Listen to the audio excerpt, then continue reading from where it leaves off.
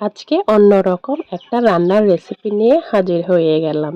Hello everyone, আজকে পাহাড়িদের খুবই জনপ্রিয় একটা শাক, যেটাকে পাহাড়িরা টক পাতা নামে চিনে, ওইরকম একটা টক পাতার রেসিপি নিয়ে হাজির হয়ে গেলাম।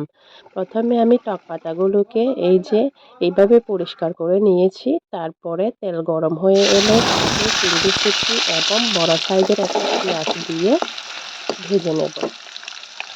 এই মুহূর্তে রসুন এবং কাঁচামরিচ বাটা দিয়ে আরও কিছুক্ষণ তেলে ভেজে নেব।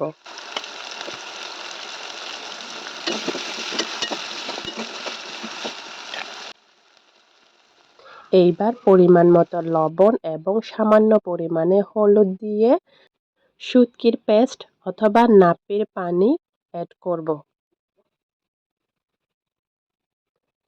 2 থেকে 3 মিনিট কষানোর পরে আমার যখন এইরকম হয়ে আসবে, আগে থেকেই পরিষ্কার করে রাখা টক পাতাগুলো দিয়ে কষিয়ে নেব।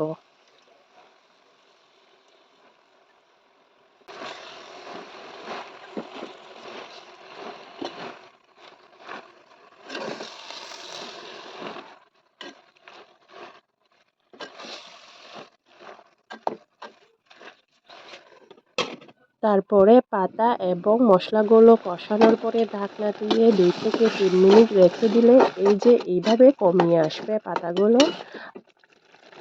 এই পর্যায়ে মশলার সাথে ভালোভাবে আরও কষিয়ে পরিমাণ মতো ঝোল দিয়ে ঢাকনা দিয়ে আরও 2 থেকে 3 মিনিট রান্না করব। এই রান্নায় আপনি চাইলে ঝোল বেশি করে কাজি হিসেবেও খেতে পারেন। আমি প্রথমে লবণ দিতে ভুলে গিয়েছিলাম, এখন লবণ দিয়ে দিলাম। আমার হয়ে গিয়েছে টক পাতার একটা কাজের রেসিপি। আপনারা মাংসের সাথে টক খেতে পছন্দ করলে এইভাবে ট্রাই করতে পারেন। থ্যাংক ইউ সবাই।